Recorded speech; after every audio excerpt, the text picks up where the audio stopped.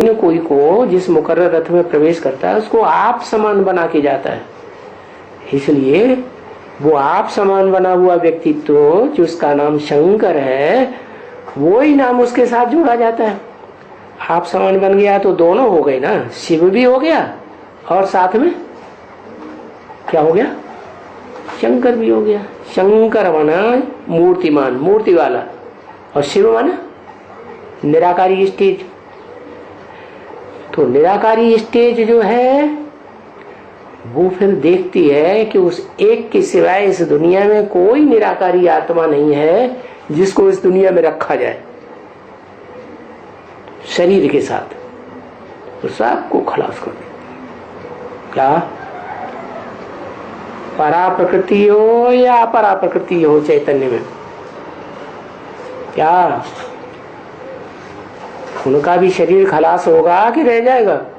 है रह जाएगा? नहीं, खलास। तो खलास करना है तो दृष्टि कैसी हुई, वक्र दृष्टि कहें या राइटियस दृष्टि कहें? वक्र दृष्टि। क्यों भाई? पराशक्ति को तो ऐसे नहीं देखना चाहिए। कैसे? टेढ़ी दृष्टि से। क्यों क्यों नहीं देखना चाहिए? कोई कारण? वो तो आत्म भाव वाली है ना, कि देह भाव वाली है? परा प्रकृति आत्म भाव वाली है ना। तो जब आत्म भाव वाली है तो देव भाव में रहती है या नहीं रहती है? ब्राह्मण जन्म में है? नहीं रहती है? देव भाव में नहीं रहती। अरे ज्ञानेंद्रियों से देव भाव में आती है या नहीं आती है? अरे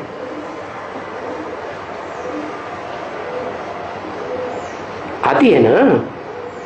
आती है तो क्यों आती है?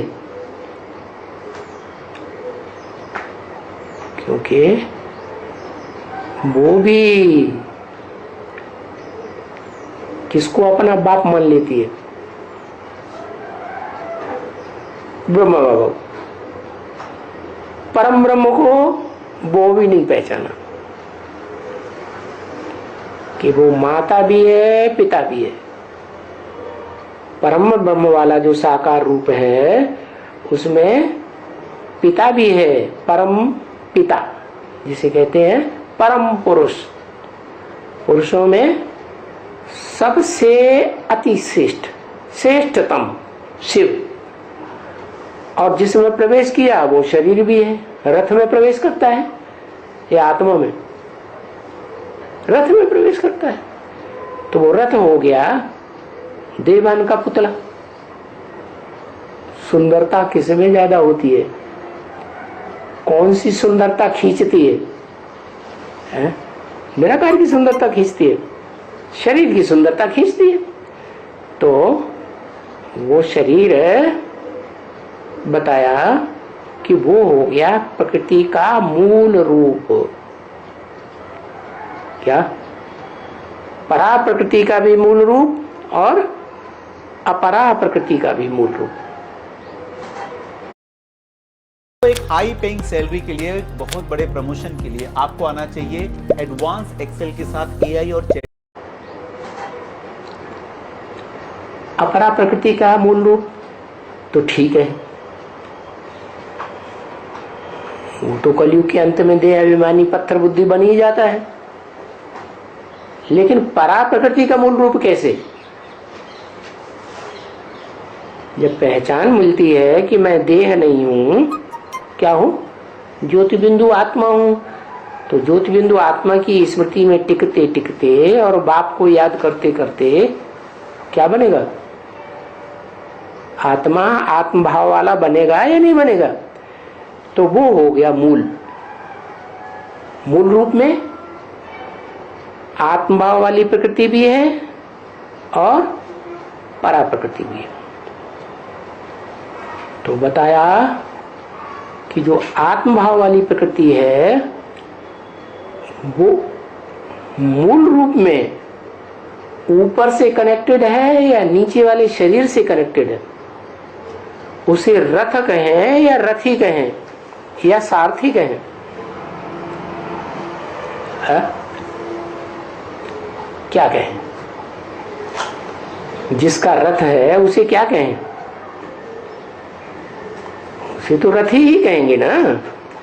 तो रथी वाली जो आत्मा है, जिसे अर्जुन कहो, आदम कहो, शंकर कहो, आदिनाथ कहो, है, वो आत्मा दोनों रूप देखती है, राइटियस भी और लेफ्टिस्ट भी।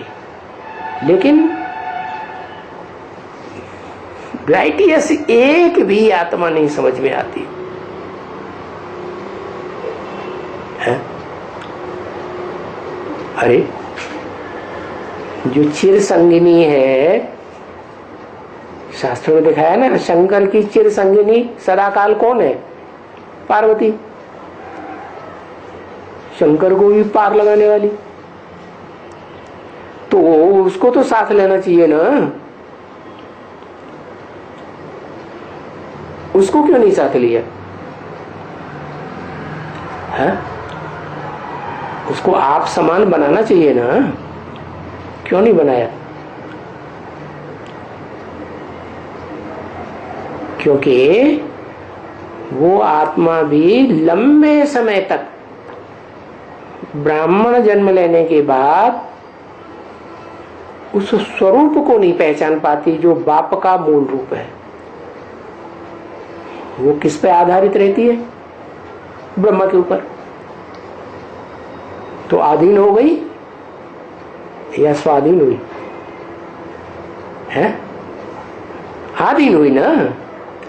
तो आधीन आधीन को पसंद करेगा और स्वाधीन स्वाधीन को पसंद करेगा। इसलिए दो आंखें हो गई, एक है श्रेष्ठता देखने वाली, सच्चाई देखने वाली, और दूसरी है सच्चाई के साथ साथ दुर्गुण भी देखने वाली। तो आंखें आंखें कहो है, ये आंखें बहुत धोखा देती हैं। दृष्टि नहीं कहो। क्या? दृष्टि नहीं कहो कि धोखा देती है। क्या देती है धोखा? आंखें बहुत धोखा देती है।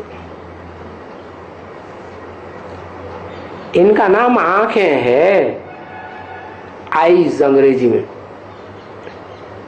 अरे ये क्या बात हुई?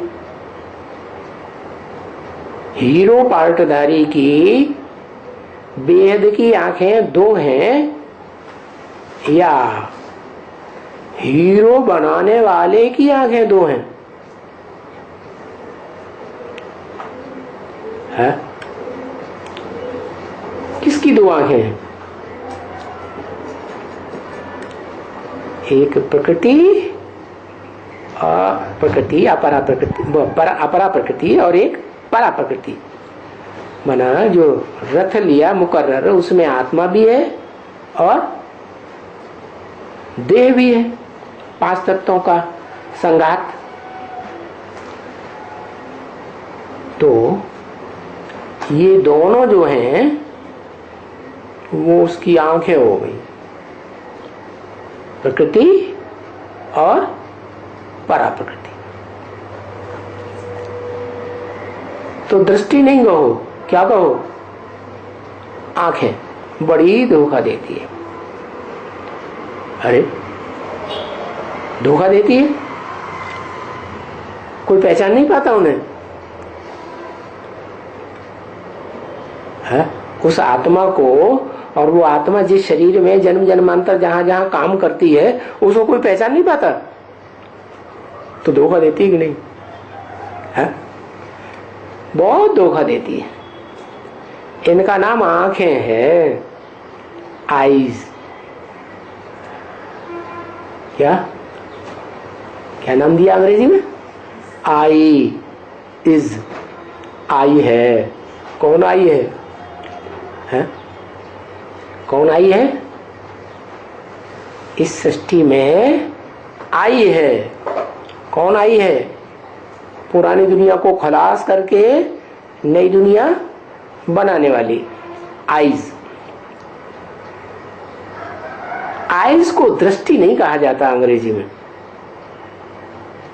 दृष्टि कहा जाता है?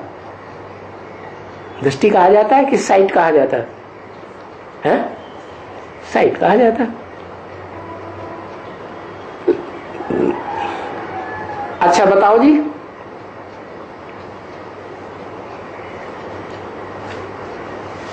किसी ने कहा देह अभिमान, बॉडी कॉन्शियस। क्या माने आंखों में भी देह अभिमान होता है या नहीं होता है? आंखों में बॉडी कॉन्शियस होती है या नहीं होती है? होती है। इंद्रियों में सबसे मुख्य इंद्रियां हैं, फिर भी देह अभिमान होता ही है। तो उसको कहते हैं बॉडी कॉन्शियसनेस।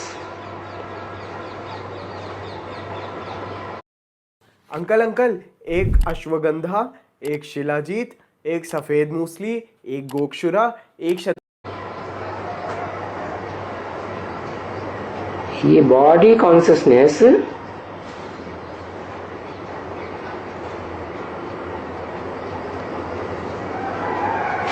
बॉडी में ही कहेंगे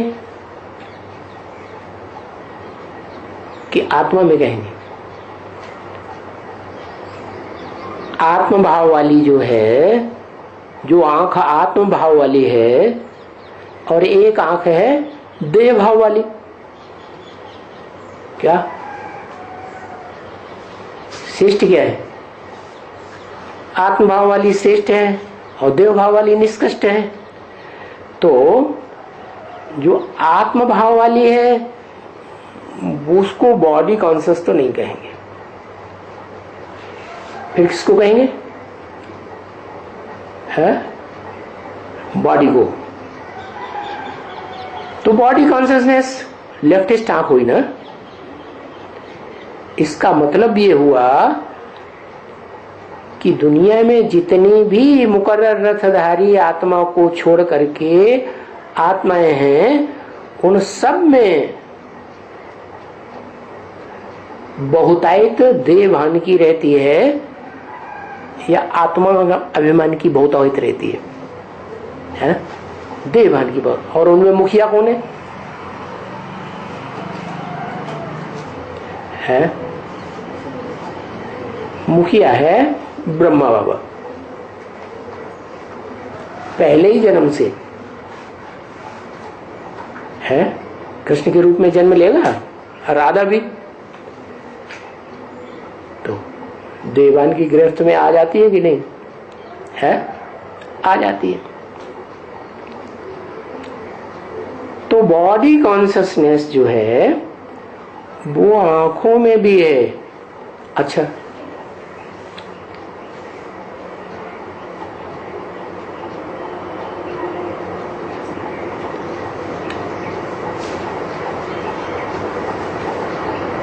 इस सृष्टि में, साकार सृष्टि में पार्ट बजाने वाली आत्माओं के बीच